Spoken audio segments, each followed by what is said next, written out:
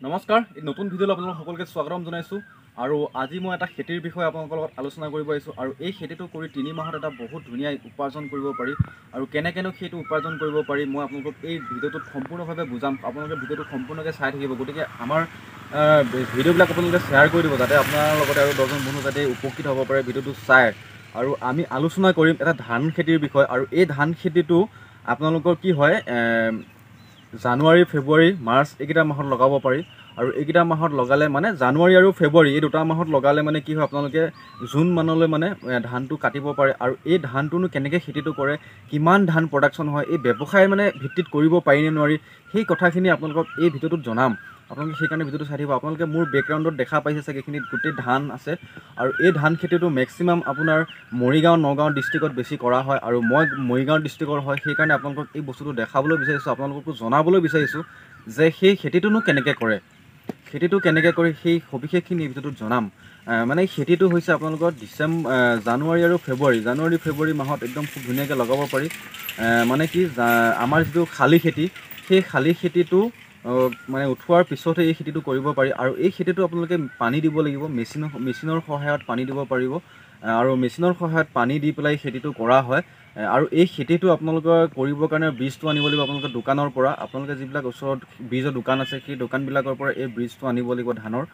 আৰু এই ধানটো প্ৰতি বিঘাত প্ৰায় 30ৰ পৰা 35 মোন ধান সৰে। আৰু যদি আপোনালোকে চাবলৈ যায়, সেই 35 মোন ধান সৰিলে, বা 35 মোন নহয়, আমি 30 মোনে ধৰিলোঁ, 30 মোন যদি ধান সৰে 1 বিঘা মাটিত, আপোনালোকে 1 বিঘা মাটিত 30 মোনত কিমান, 800 টকা এতিয়া মাৰ্কেটত ৰেট চলি আছে মোন, মানে 40 কেজি এমোন। আৰু এই এমোনৰ দাম চলি আছে মাৰ্কেটত এতিয়া বৰ্তমান 800 টকা। আৰু 800 টকাকৈ হ'লে আপোনালোকে 30 মোনত 3 8 গুণ 24,000 টকা 1 বিঘা মাটিত। আৰু 1 বিঘা মাটি খেতি কৰিব গ'লে আপোনালোকৰ 10,000 টকা খৰচ নহয়, মোটামুটি আপোনালোকৰ 5,000 মান টকা খৰচত 1 বিঘা মাটিত খেতি কৰিব পাৰে। আৰু প্ৰায় আপোনালোকৰ 19,000 টকা বাচি যায়। আৰু 19,000 টকা মই ৰাউণ্ড ফিগাৰ কৰি 20,000 টকা ধৰিলোঁ। 20,000 টকা আপোনালোকে যদি 5 বিঘা খেতি কৰিব পাৰে, 3 মাহত 5 দুগুণ 10, 1 লাখ টকা এটা আপোনালোকে 3 মাহত আৰামছে উপাৰ্জন কৰিব পাৰে, যদি আপোনাৰ 5 বিঘা মাটি আছে। আৰু যদি আপোনাৰ মাটিও নাই, তেনেহ'লে আপোনালোকে বেলেগৰ পৰা লিজত লৈ হ'লেও, মানে চুক্তি হিচাপত লৈ পেলাই হ'লেও আপোনালোকে সেই খেতিটো কৰিব পাৰে। আমাৰ ইয়াত চুক্তি চলি আছে, এবিঘা মাটিত মালিকক দিয়ে 3 মোন ধান। তেনেধৰণে লৈ পেলাই আপোনালোকে এই খেতিটো কৰিব পাৰে, একদম খুব ধুনীয়া খেতি। আৰু এই আমি যিবিলাক ধৰক চাউল আমি খাই আছোঁ, এইবিলাক খেতিৰ পৰাই যায়। কাৰণ খালী খেতি কৰি পেলাই মানুহে নিজৰ খাদ্যখিনিহে পূৰণ কৰিব পাৰে, কিন্তু বেচিবলৈ অসুবিধা হয়। আৰু বেচিবলগীয়া হ'লে আপোনালোকে এই মেচিনৰ খেতিটো কৰিব লাগিব। এইটো আমাৰ এইফালে বুৰধান বা 9 নম্বৰ বুলি কয়, বহুত জেগাত বিভিন্ন ধৰণৰ নাম কয়। গতিকে এইটো এটা ব্যৱসায় ভিত্তিত কৰিব পাৰে আপোনালোকে, ঠিক আছে। ব্যৱসায় ভিত্তিত কৰিব পাৰিলে আপোনালোকে 3 মাহত 5 বিঘা মাটিত প্ৰায় 1 লাখ টকা এটা আপোনালোকে ধুনীয়াকৈ উপাৰ্জন কৰিব পাৰে। কিন্তু অলপ কষ্ট হয়, ধানটো আপোনালোকে পেলোৱাৰ পৰা, ৰোৱাৰ পৰা, বা চাফা কৰা, কাটা, সেইখিনি আপোনালোকৰ অলপ কষ্ট হ'ব। কিন্তু সেইখিনি এটা ধুনীয়া উপাৰ্জন আছে। আৰু খেৰখিনিও বিকিব পাৰে। সোণাপুৰৰ পাৰ্টি, যিবিলাক ডাঙৰ জাৰ্চি গৰু ফাৰ্ম আছে, সেই ফাৰ্মবিলাকত কিনি লৈ যায় সেইটো এটা এক্সট্ৰা পইচা পোৱা যায়। গতিকে আপোনালোকক মই দেখাবলৈ চেষ্টা কৰোঁ। এইবিলাক ইয়াত দেখিছে আপোনালোকে বিঘা শ বিঘা এনেকুৱা ধৰণৰ খেতি কৰি আছে। মানে এই খেতিটো কৰিছে শ বিঘা মানুহে খেতিটো কৰিছে। আমাৰ ইফালৰ মানুহবিলাকে খুব খেতিটো কৰে। গতিকে গোটেই অসমতে কৰিব পাৰে এইটো, মানে চবতে মাটিবিলাক পৰি আছে, চবেই কৰিব পাৰে।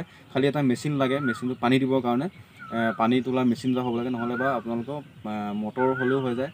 3 HP মানৰ মটৰ এটা হ'লে ধুনীয়াকৈ তুলিব পাৰে, খেতিটো কৰিব পাৰে।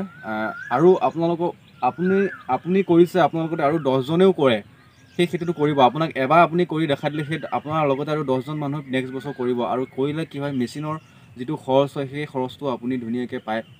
গতিকে এটা খুব ধুনীয়া ব্যৱসায় বিষয় মই আজি ক'লোঁ আপোনালোকক। মানে মেচিনৰ নহয়, মেচিন লৈ পেলাই আপোনালোকে বহুত টকা ইনভেষ্ট কৰি পেলাই কৰিব পৰা ব্যৱসায় নহয়। কেইটামান পইচা আপোনালোকে লৈ পেলাই, যদি নিজৰ মাটি আছে, কেইটামান পইচা লৈ পেলাই আপোনালোকে এনেকৈ ধৰণে এটা ব্যৱসায় ভিত্তিত খেতি কৰিব পাৰে।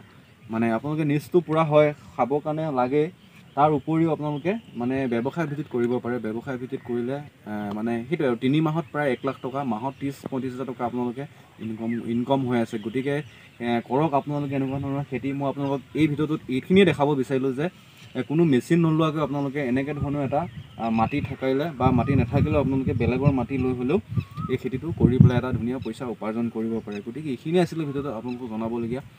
যদি ভিডিঅ'টো কেনেকুৱা লাগিলে আপোনালোকে জনাব আৰু ভিডিঅ'টো আমাক শ্বেয়াৰ কৰি দিব যাতে আপোনালোকৰ আৰু 10জন বন্ধু যাতে এই ভিডিঅ'টো চাই পেলাই যাতে এই খেতিটো কৰিব পাৰে খুব ধুনীয়াকৈ গতিকে আপোনালোকে কৰক আৰু ভিডিঅ'টো কেনেকুৱা লাগিলে জনাব যদি ভিডিঅ'টো ভাল লাগে লাইক এটা কৰিব আৰু কিবা অসুবিধা থাকিলে আমাক কমেণ্ট কৰি জনাব পাৰিব ধন্যবাদ